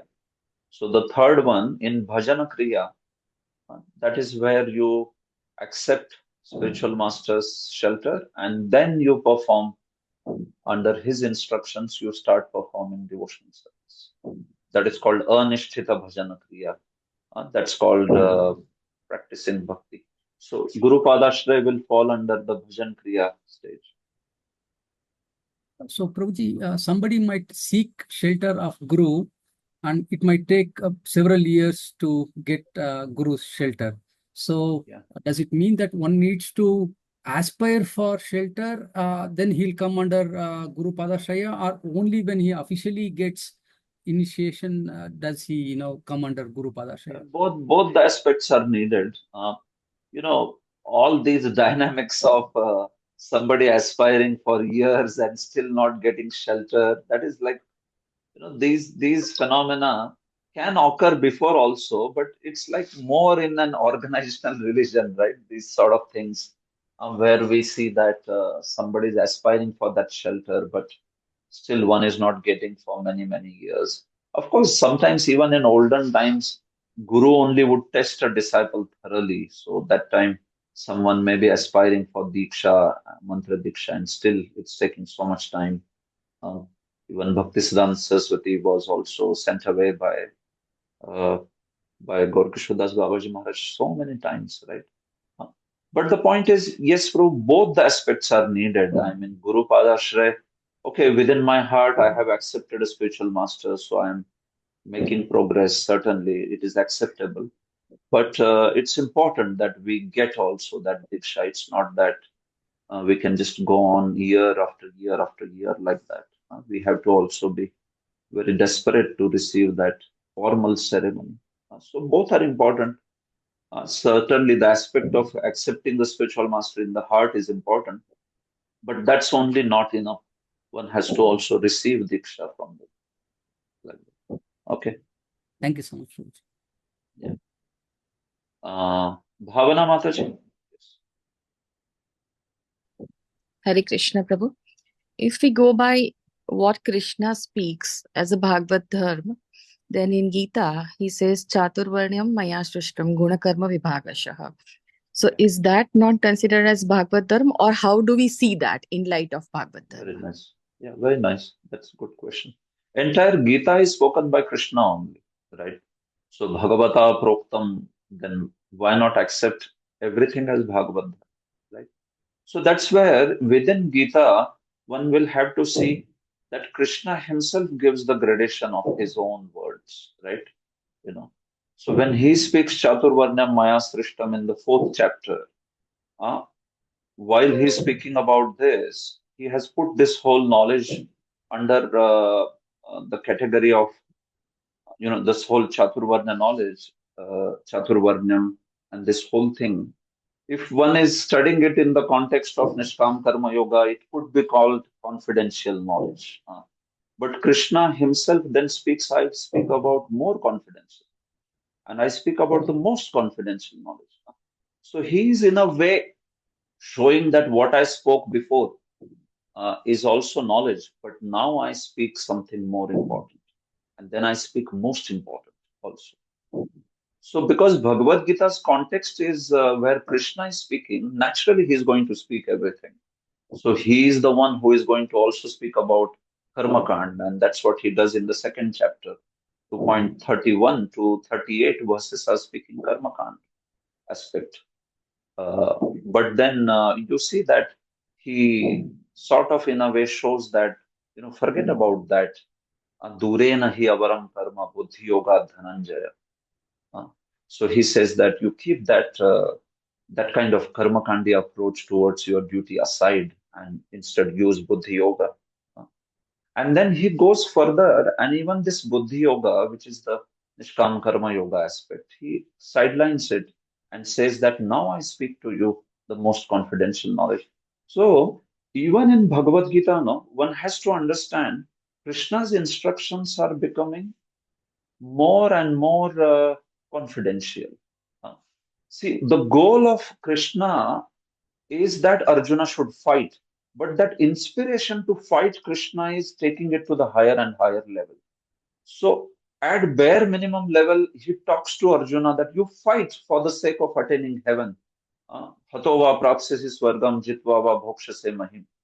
If you are killed, you will attain Swarga. If you live, you will get the whole kingdom to enjoy. So fight. Now, this is an inspiration to fight, but it's not a very exalted inspiration. So that's why Krishna cancels this out, and he goes to the next, where he says that karmanne vadhikaraste ma phaleshu kadachana ma karma phala heturabho mate sangosto karman. You fight, but you fight not desiring the fruits of action. See, this is also one step ahead. It is Nishkam Karma Yoga only. It's not the exalted platform of fighting. So then Krishna goes even further, where he says, well, just fight for my pleasure and nothing else. And you should fight because I instruct you to fight. So this whole aspect is there in the middle 6 chapters of Bhagavad Gita, where he says, Manmana bhava madbhakto madhyaji mam namaskuru mame vaishyasi yuktva evam atmanam matparayana. Nimitta matram bhava savya sachin. You just become my instrument. I am telling you to fight, so fight. So now what is he doing? Is he not taking him higher with higher and higher inspiration to fight? So what's the highest inspiration to fight? That's the Sharanagati is the highest inspiration to fight. Sarvadharman parityajya mamekam sharanam raja. I tell you, you should fight. Why? Because you just forget about whatever I have told you. You should fight because I want you to fight. That's the highest platform of actually fighting for Krishna. So in that, the jnana path will not come, and yoga path I did not include because these paths do not allow Arjuna to act. These are the paths of karma sannyas. They will actually take Arjuna away from the duty. So that's why Krishna discourages those paths of jnana and yoga. He just speaks about them, but he does not encourage to act on those platforms. Because you have to know that the path of jnana yoga and Ashtanga yoga, these are the paths where one gives up all the duties. One does not act in Varnashram this way. So you see, Bhagavad Gita is a complete gradation of the topics, and that's why Krishna is categorizing them as confidential knowledge, more confidential, and most confidential this way. So the middle 6 chapters and the inspiration to act that Krishna is giving there, that's the highest inspiration. And that would be considered Bhagavata Dharma, actually. So although a general definition was spoken, Bhagavata Proktam Tad Bhagavatam, but as you see, as it will come ahead, the Kavi, sage Kavi will very clearly define that, well, Lord might have spoken about these paths and in the other paths also somewhere, but what do you mean by that? He specifically is referring to that which is spoken by the Lord, by that Chatushloki Bhagavatam and its expansion. The 4 verses in which the pure devotional service is extolled as the highest. That's the path that he wants to talk about. Okay, Mataji? So that is the Bhagavata of Bhagavad Gita. That's the Bhagavad. So I'm in awe the way he takes us through that phases, as you very rightly explained. So if somebody is new to this path and have just started learning Bhagavad Gita as well as started following this path, so for that person, is the path going to be sequential, or as Prabhupada explains, that you get the association, you start practicing, and you'll be able to really bypass those stages and come and situated as per what he's saying in those 6 chapters, as you very rightly said. Yeah, very good question. So, yes, if we have someone who is approaching Gita for the first time and he's in a very, without any preconceived notions, is trying to understand Bhagavad Gita's message. So, what one should go sequentially, or one should go instead of sequentially, one should just accept the highest path. Well, yeah, that's the presentation of Gaudiya Vaishnavas or Prabhupada also, where as Krishna is speaking also, certainly that this path is the most recommended path, and one can directly practice this path. One does not have to go sequentially. No, that's the glory of the path of bhakti. It does not need a pre-qualification. Anyone can begin to practice. Each of the other paths, they have their own prerequisites. For the path of karma kand, you have to be a varnashrami. You have to be a perfect follower of varnashrama, situated in your varnashrama duties. If you take the path of jnana, the qualification is the chitta shuddhi. The qualification is antakaran shuddhi. You should be free from the desire to enjoy matter. And that is when you can practice path of jnana. Otherwise, you cannot. One has to go back and follow the Nishkam Karma Yoga. So, like that, every path has its prerequisite. But path of bhakti does not have any such prerequisite. One can directly come to that path, whether one is within Varnashram, outside of Varnashram, whether one is Mlecha, Yavana, Antyaja, completely outside of Varnashram, whoever he is, that person. Such a person can practice the path of bhakti. So that's why it's the best path and it's the direct path. So even within Bhagavad Gita, the gradual elevation is misunderstood sometimes. Sometimes one may think that, okay, if I follow the path of karma kand, eventually I will come to the path of jnana, and then eventually I come to the path of yoga. So Bhagavad Gita's the yoga progression also needs to be understood. It is only in terms of which path is higher than other path. It is not so much that one will lead to the other. It will not happen.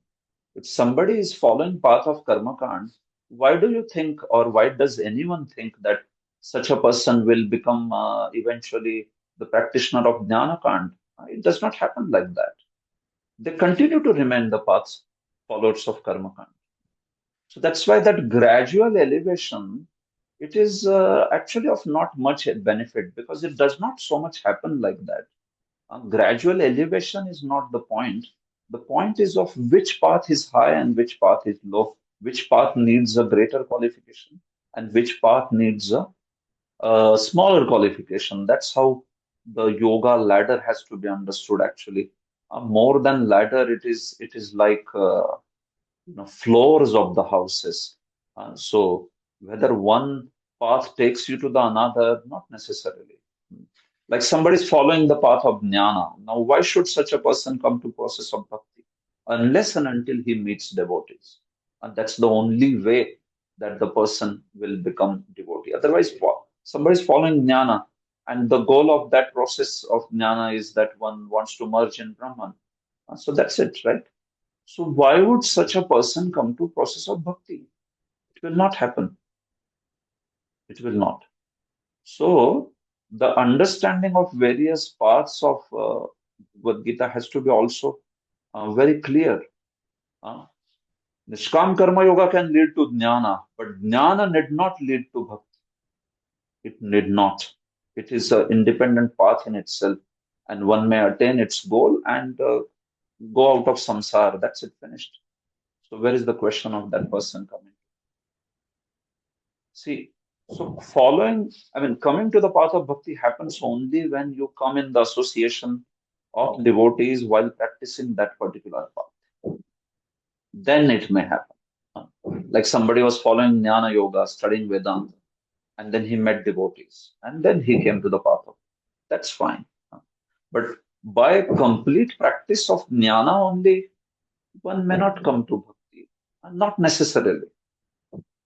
Same way with yoga also, not necessarily.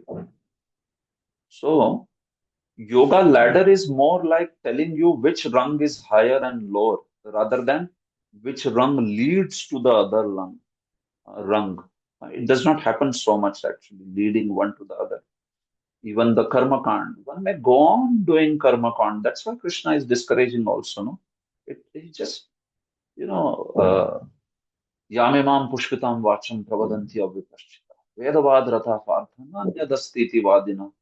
They continue life after life thinking there is nothing higher than this. Na anyadasti. They just go on with that. They perform dharma so that they can get artha so that they can go kama. They can fulfill kama. They go to swarga, then come back, then again perform sacrifices, go to swarga, again come back. So this goes on like that. So that's all. So that is why the process of bhakti is the recommendation. Somebody comes to the Bhagavad Gita, wants to understand, you just encourage him to practice. Krishna is encouraging that very much by putting those chapters in the middle, 6 chapters, and also summarizing that path towards the end. Again, in that last section, Krishna again brings up his conclusion back by these verses such as Manmana Bhava, Sarva Dharman Parityajya. So he has done elaborate treatment of this topic by keeping it in middle and also bringing it up again in the end, so that that's the message that is taken by Arjuna. So this way, so I would say that any new reader of Bhagavad Gita, he should be directed to directly practice the path of bhakti rather than taking one to any other paths. That's the mood of Krishna, and that's the mood of Acharyas. Very beautiful. Thank you, Prabhu. I think the beauty is to link Gita to Bhagavatam directly, and yeah, that serves the purpose. One should limit to the understanding of Karma Yoga and Jnana Yoga just for the sake of understanding, so that it enhances your bhakti. Thank you. Thank you. Yeah. Thank you. Prabhuji, in continuation Sita Rupa, sorry, Prabhu.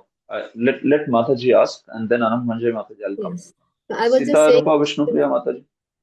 Yeah, Hare Krishna Prabhu, am I audible? Yeah, you are audible. Yeah, one small doubt. The Nimi Maharaj mentioned in Canto 9 is the same Nimi Maharaj mentioned here. Jiv Goswami, or one of the acharyas, says that this. I think Vamshidhar says that he is a different Nimi. This Nimi is different from that Nimi Maharaj. One more, so Prabhu.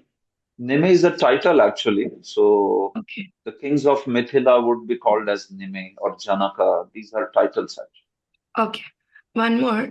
The third line of that verse, 33 verse, it says, Udvigna Buddhe Asat Atma Bhavat. Right? Is this the Udvigna Buddhe because of that bhava, or because of that bhava, this Udvigna Buddhe has come? Okay.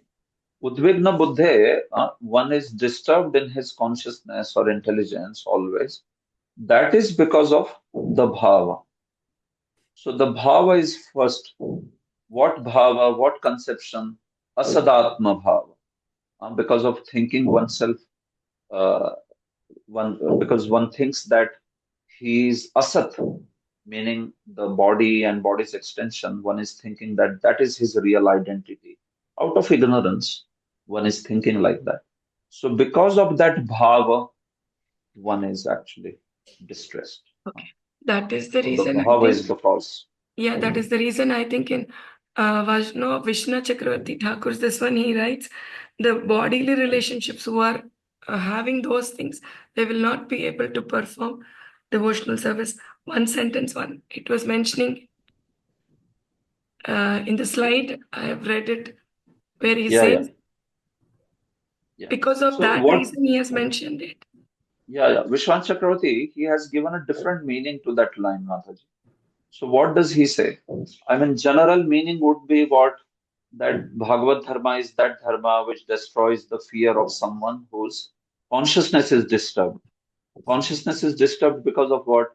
Because of constantly identifying oneself with body and body's expression. That would be the general meaning.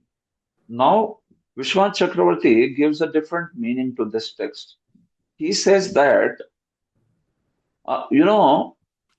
for whom this Bhagavad Dharma is most recommended. So, what is the qualification of such a person? So, he says, such a person is the one who is asadatma bhavat udvigna buddhe, means what? That because he is identifying himself with the body and its extension, and because of which it has caused great distress to him, so he is desiring to give up. He is desiring to give up this attachment to body and all that. So now Vishwanath Chakravarti is taking it slightly higher in terms of qualification, meaning one should be tyaktu kama, one should be desirous. It's not that you are only disturbed by the material problems and all that, and that's all. No, you should also be desiring to give it up. Otherwise, sometimes there may be some people, no, who are so much suffering by material encumbrances, but then still they don't have any interest in bhakti. Why? Because their hope of material enjoyment is like so strong that they feel if only we have money, we would be happy. If only we had this, we had that, we would be happy. And that's why they don't have any interest in. So Vishwanath Chakravarti is saying that Udvigna Buddhi, it refers to somebody who is also desiring to give it up, give this attachment up. So then such a person, for him, bhakti becomes the highest benefit, like that. So instead of all these things, lalsa hona bhi zaruri hai. That's the point. Yeah. Otherwise, whole world is suffering, no? But then why they don't become devotees? Because one should be also having that desire that, okay, I want to come out of this. But mostly people are like so ignorant, or they have such intense hope from material world that they don't want to come out of it also, so much. Thank you so much. Hare Krishna. Yes, Anand Manjari Mataji. Hare Krishna, Prabhuji. Prabhuji, this is about the previous question which Mataji was asking you when you were talking about the progression of different paths, and you said it is not that one path leads gradual elevation to another path, another stage. So, we see that even the jnanis and the yogis, they are to achieve their goal, they do come to the level of bhakti. They have to mix bhakti. That means they are exposed to bhakti before crossing this world. So bhakti, and then it is up to them whether it is their choice whether to take up or not to take up. Again, use it as a tool or take it as a destination. But they do come to that level, no? So how do we see this? Yeah. So when we say that somebody is accomplishing, see, every path has its goal, right? So each one of the paths. So now bhakti is needed in every path. Certainly it is needed. But you have to see what is the goal of that person. Is the bhakti being used to accomplish that goal just as an assistant, or is it that he is actually aspiring for the goal of? So I was addressing the idea. Sometimes devotees have this idea. They may feel like, okay, somebody follows karma kand, then automatically such a person, after some lifetimes or like that, such a person will come to the process of jnana. Now, this does not happen like that. Or somebody is practicing path of jnana. So now practice of the path only entails some knowledge of also the process of bhakti within it. He has to have. That is not considered that he has come to the process of bhakti, because it is just a tool that is being used so that one can still achieve the goal of Brahman. When will you say that the person has come to the path of bhakti? When he has accepted the goal of, which is love of Godhead, this way. So all these paths, like path of jnana, karma, yoga, some elements of bhakti are there within them. And as a practitioner of that path, you have to know those elements. If you don't know those elements, it's not considered a perfect understanding of that process. So that much is needed. But will we say that, okay, so this proves that the person has come to the process of bhakti? No, not necessarily. I mean, we will not say like that, because you consider, even in your yoga ladders, you consider it a higher ladder only when you accept that goal and process both. Otherwise, it's not considered a higher ladder. It is still that ladder only. It's just there. So whether jnani or yogi, they may have some elements of bhakti within their process. It's called jnananga bhuta bhakti. There is a term for that. Jnananga bhuta. Meaning it is what? It is actually limb of the jnana process. That particular bhakti which they do, they should chant some holy names. They should, offer their obeisances to the Ishvara. And so that is considered to be bhakti, which is just a limb of that process of jnana. It is a mixing that is being done. It's not considered the path of bhakti, nirguna bhakti or uttama bhakti, as we understand this way. Okay. So those guys, they practice that kind of bhakti, which is a mixture, and they achieve the purposes of those paths. That's all. They may not come to bhakti as long as they get to see a devotee who is practicing with that goal, that kind of goal. So that's how somebody like even Sarvam Bhattacharya, before meeting devotees, in fact, he has Gopinath Acharya as his brother-in-law, I think, right? Brother-in-law. So, he knows about bhakti process very well, he knows. But will we say that, well, so, he's practicing bhakti or he has come to the process of bhakti? No. Because you have to accept both. You have to accept abhidheya and you have to also accept prayojana. Then you say that the person has come to bhakti. So that does not happen necessarily if one is following the jnana process or yoga or any other process. It will happen only when you associate with the practitioners of that path. That's the right understanding of yoga ladder. Makes sense to you? Yes, Prabhuji, very much. And what if somebody, a yogi or a jnani, after being exposed to bhakti, he takes up that path? Then for him it is a progression. Absolutely, it is progression. So that's how, no? We are qualifying that progression only with that one factor of association. If you add that factor, then you can say one will lead to another. No problem. Then his goal has changed. Then his goal had Yes, changed, higher his goal. process also had changed. That's how. Thank you, Prabhuji. Thank you so much. Okay. Murali Mukund Prabhu, yeah. Hare Krishna, Prabhu. Thank you very much. Prabhu, I wish to ask regarding this, what we saw, this Bhagavad Proktam, that is Bhagavatam. Bhagavata Proktam. Bhagavata Proktam. So now does it apply to the all incarnations of the Lord, and then when the incarnation is also speaking, and then there we see the Taratamya in that also, right? Yeah. Yeah. So will it apply to all the incarnations? So as far as Bhagavata Proktam is there, as I said, the discussion is coming only further that Bhagavata. It is specifically being spoken to any message which is spoken by any other incarnation or even a devotee when it is in line with those Chatushloki and the message.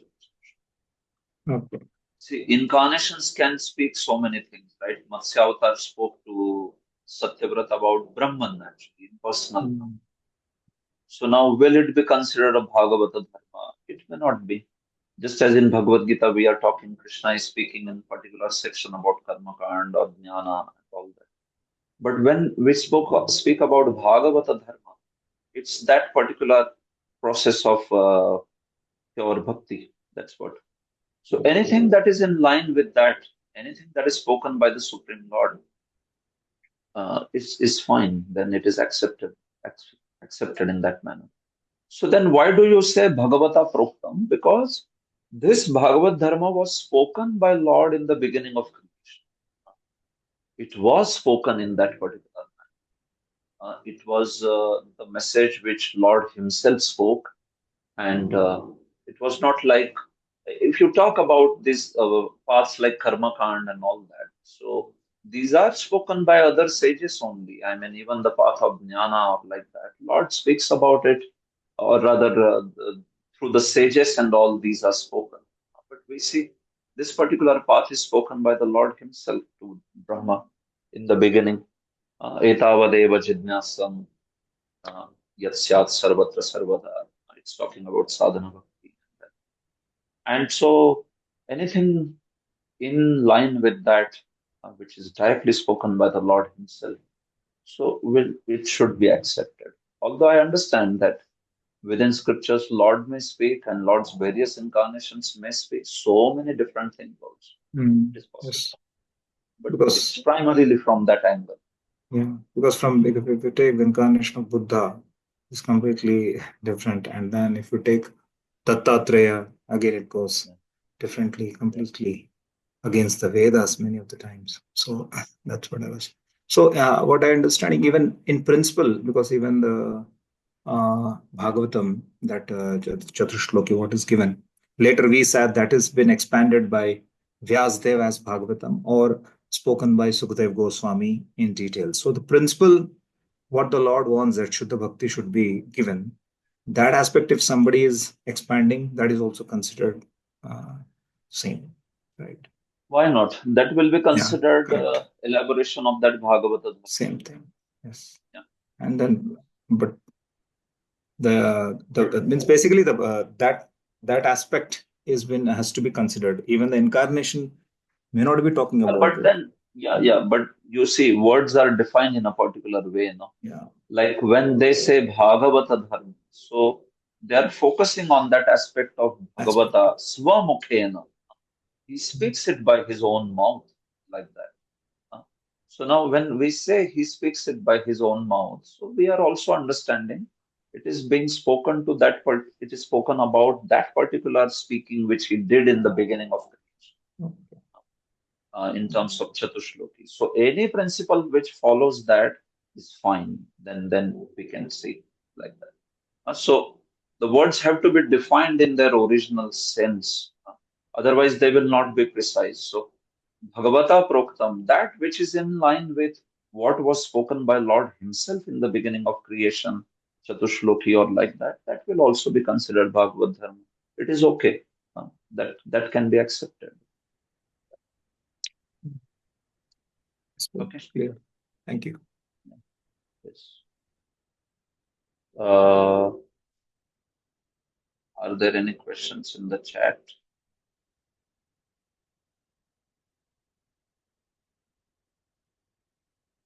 Okay, there was a similar question. Narada or Prahlad speak. Should we call them Bhagavata Dharma? Yeah, why not? They will be Bhagavata. Anything in line with what is spoken by Supreme Lord Bhagavata.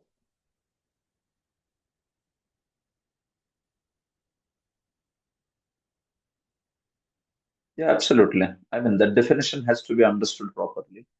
Just as I told all of you, Bhagavata Proktam, even in Gita, Lord is speaking, but it's not the point that he's speaking everything of the Bhagavatam. So, whenever you connect this definition, connect it to that original Chatushloki. That's where this whole Bhagavad Dharma is actually coming out. And then that's how. And usually that's how Lord speaks. If you see in the Shastras, if he wants to speak about other paths, he usually gets them spoken through the sages and all that. He does not himself so much speak about it like that. Like the Varnashrama paths and all that. We see that they have been primarily spoken by other authorities. Same with the path of Jnana and all that. Sometimes to compare these paths, he may also speak about it. Yeah, but as the chief proponents of the path, we can see that he accomplishes it through the other sages. Like that. There is a question how to understand this statement, O son of Pritha, all sacrifices of work culminate in transcendental knowledge. Well, it's simple. See, you have to understand what is that transcendental knowledge. What is that transcendental knowledge? Sometimes we don't understand terms in very specific sense, right? Even the knowledge of Atma is considered to be the knowledge of transcendental knowledge. But within that transcendental knowledge, there's categories of Atma, Paramatma, Bhagavan, Bhakti, isn't it? So when we talk about that this particular verse from Gita, it is talking about Nishkam Karma Yoga actually. And Nishkam Karma Yoga, when one practices nicely, then it will lead to the transcendental knowledge, Jnana. But within also that, whether it will lead to knowledge of Paramatma, not necessarily. It will lead to the knowledge of Jnana, knowledge of Atma, knowledge of spirit soul. So actually that's how I think it's more questions are pertaining to Bhagavad Gita. They are more fundamental in nature. You will have to understand Bhagavad Gita itself very properly. Nishkam Karma Yoga will lead to only knowledge of or understanding of impersonal Brahma. Yeah, Nishkam Karma Yoga. When that Nishkam Karma Yoga is added with Bhagavad Arpit Nishkam Karma Yoga, then it will lead to the aspects of bhakti. That particular aspect has to be there. So, as I said, within that yoga ladder, some things may lead to another, but it's not that everything leads to bhakti, not necessarily. So, certain paths, they do lead to other ways, other paths, but not everything. So, Jnana Yoga, like Nishkam Karma Yoga, is considered a stepping stone to Jnana Yoga. That is accepted. Nishkam Karma Yoga, if somebody does very well those duties, so he will soon become detached from the material enjoyment. And such a person becomes interested in knowledge of Atma. So that's how now he has progressed to the path of Jnana. So this progression is possible. But will it happen for bhakti? Not necessarily. It will not happen that way. So that's how within Bhagavad Gita itself, Krishna speaks about what leads to what, up to what extent it can take. We'll have to understand those aspects. Then the yoga's various rungs will be very clear. That okay. Thank you. I think that answers the question. Okay, there is some query about Sanskrit also. So I have a plan of starting a Sanskrit course also in the month of February. So I will keep you all posted on that. I'm going to do a course of, I'm going to deliver a course of 50 hours on Sanskrit so that it can help one to understand the commentaries. So I will keep all of you posted with that. Hare Krishna. Thank you. Okay.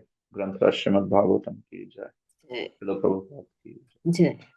Vansakalpatarubhyasya kripa sindhubhyo cha patitanam pavanebhyo vaishnavebhyo. Thank you, Prabhuji. Hare Krishna. Pranam. Pranam.